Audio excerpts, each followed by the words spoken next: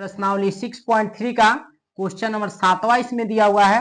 कर इसमें आकृति में त्रिभुज ABC के शीर्ष लंब AD और CE परस्पर बिंदु P पर प्रतिच्छेद करते हैं तो दर्शाइए कि त्रिभुज AEP समरूप है त्रिभुज CDP के। यानी क्वेश्चन नंबर 7वां में कुल 4 भाग है। 4 भाग में से पहला ये जो भाग दिया हुआ है इसको हम लोग हल करेंगे। ठीक है, तो चलिए हम लोग क्या करते हैं, इस क्वेश्चन को हल करते हैं। ठीक है, इसके लिए सबसे पहले हम लोग यहाँ पे हल लिखेंगे। ठीक है, और हल लिखने के बाद यहाँ पे लिखेंगे दिया है, क्या लिखेंगे इसमें, दिया है, क्या दिया इसमें, त्रिभुज ABC में, क्या लिखेंगे, त्रिभुज ABC में क्या दिया हुआ है, यानी AD जो रेखा है, यानी AD यह जो रेखा है वह किस पे लंब है, यानी BC पर लंब है, लिख देंगे इसको। अब इसके बाद क्या लिखेंगे, CE यह जो रेखा है, यानी CE यह जो रेखा है वह किस पे लंब है, AB पर लंब है। ठीक है, इसलिए यहाँ पे कितने अंश का कोण बनेगा, 90 अंश का बनेगा। ठीक है, यानी यहाँ पे 90 अंश का कोण बनेगा और यहाँ पे भी कितने अंश का कोण बनेगा, 90 अंश का बनेगा। यानी यहाँ पे भी कोण D के पास भी 90 अंश का कोण बनेगा। ठीक है, इसके बाद यहाँ पे लिखेंगे तथा सिद्ध करना है, क्या लिखेंगे इसमें, तथा सिद्ध करना है, क्या सिद्ध करना है इसमें, कि त्रिभुज AEP जो है वह समरूप है किसके, त्रिभुज CDP के।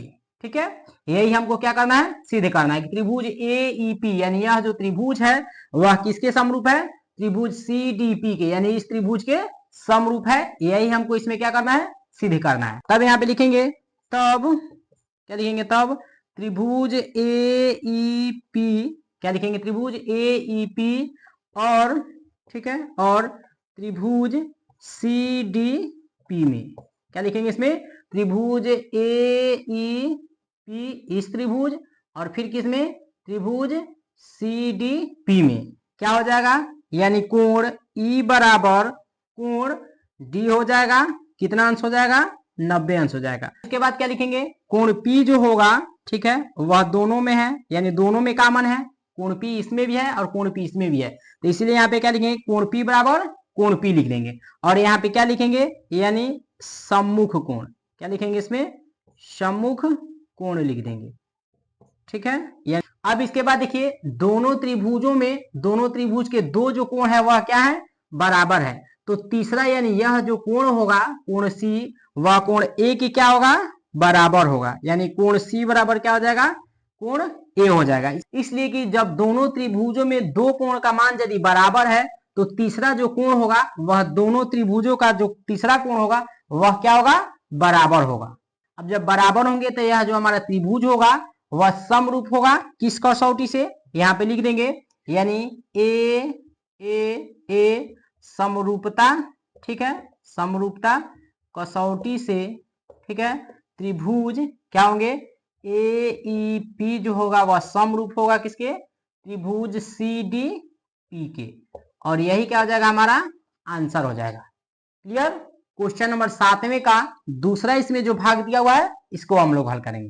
ठीक है, देखिए इसमें क्या दिया है, और इसमें त्रिभुज ABD जो है वह समरूप है किसके, त्रिभुज CBE के, यानी इसके कहने का अर्थ है कि त्रिभुज ABD यानी क्या दिया हुआ है, A, ठीक है, और B और उसके बाद क्या दिया है, D, यानी यह जो त्रिभुज है त्रिभुज ABD, यह जो त्रिभुज है वह किसके समरूप है, यानी त्रिभुज CBE के, मतलब क्या दिया है, CB और E, यह जो त्रिभुज दिया हुआ है इसके क्या है, समरूप है।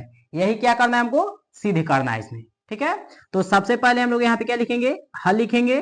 ठीक है, और हल लिखने के बाद लिखेंगे चूंकि त्रिभुज किसमें, ABD और त्रिभुज किसमें, CBE में, क्या लिखेंगे इसमें, त्रिभुज ABD और त्रिभुज क्या हो जाएगा, यानी CB और E, यानी इस त्रिभुज में। ठीक है, क्या हो जाएगा इसमें, यानी कोण E जो है, ठीक है, वह क्या है, यानी कोण E जो है वह कोण D के क्या है, बराबर है, मतलब 90 अंश है।